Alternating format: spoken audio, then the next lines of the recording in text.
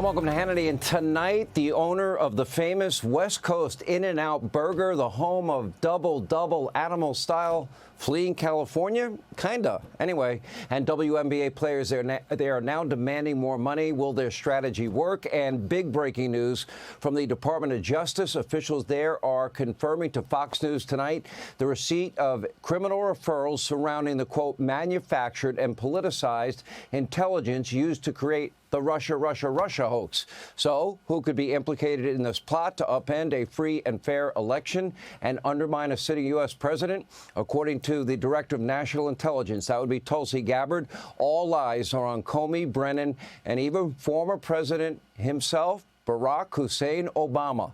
Former Trump Chief of Staff Mark Meadows and House Judiciary Committee Chairman Jim Jordan, they will join us with all the details. But we begin tonight with a look inside the dumpster fire that is the Democratic Party. So sad. Sadly, there are very few, if any, rational people in that party. After a decade of Trump derangement syndrome, Democrats, they are totally, completely broken. Thank you, Donald Trump. Even James Carville acknowledging this in the New York Times, quote, constipated, leaderless, confused, a cracked out clown car divided.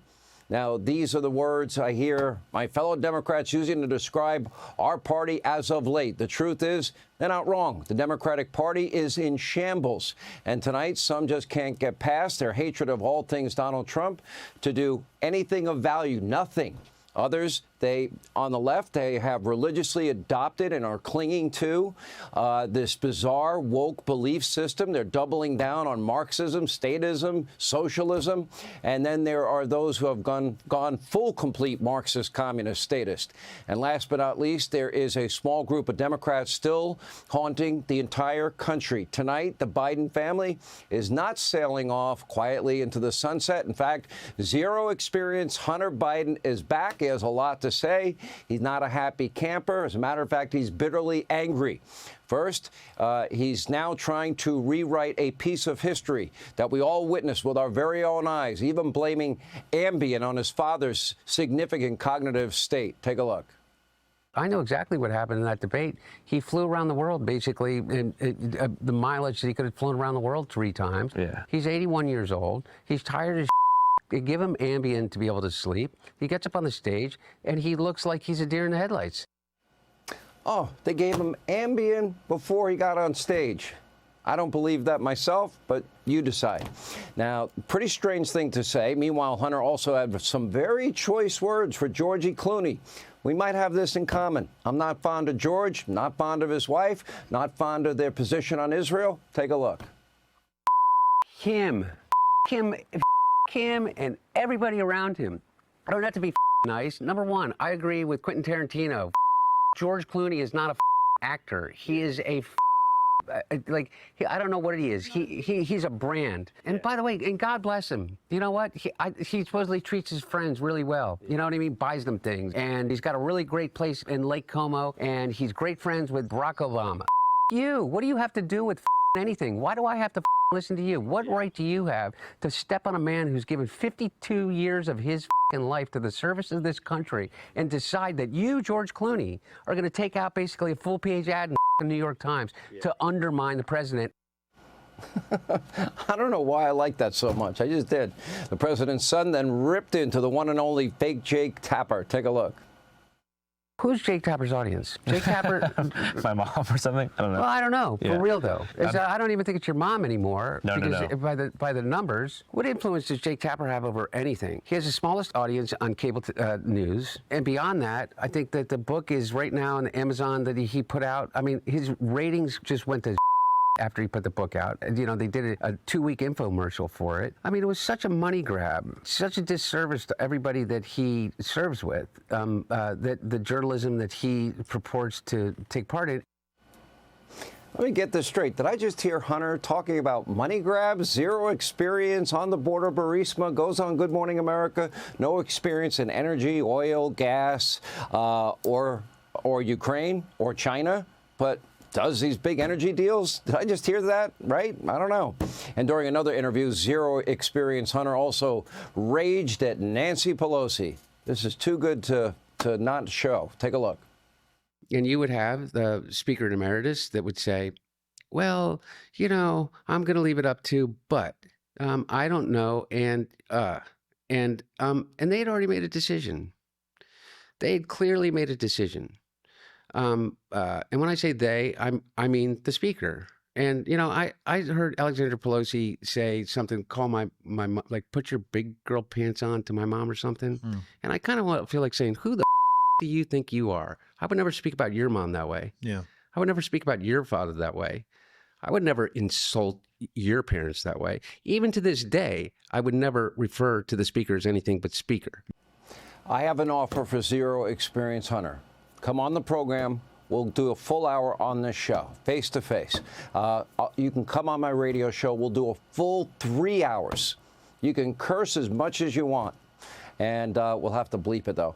Anyway, despite his hatred for almost everyone in his own party, Hunter is still a devout Democrat and just can't shake up his own Trump derangement syndrome. Lucky for him, Daddy gave Zero Experience the preemptive pardon. Take a look.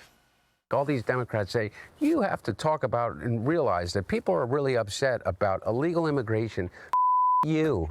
How do you think your hotel room gets cleaned?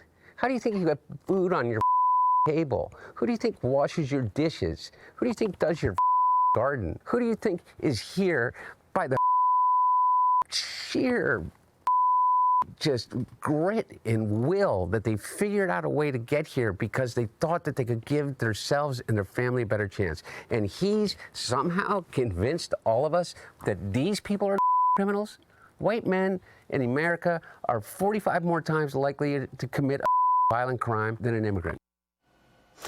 Actually, let's point something out, that most people don't have millions and millions of dollars, even though they had no experience. So all the work that he mentioned, a lot of people do it themselves, Hunter. But we could talk about that on this show if you come. It's an open invitation. It is obvious that almost all Democrats want totally open borders, unlimited illegal immigration, zero deportation. Here's another example from over the weekend. Apparently, the L.A. mayor, Karen Bass, thinks the president has done nothing right at the border. Take a look. Is there anything good you think the administration has done in these 6 months at the border? Well, I will heap praise on the administration for the first 6 months in Los Angeles with the fires. If you ask me, is there anything that they have done good in terms of immigration? I don't know. I don't think so. I think that the viewpoint has been punitive, has been let's make it as miserable as possible so that these people don't come. And whatever they're doing is certainly working at the border itself. We were down on that border, and it is dramatically different than it was a year ago.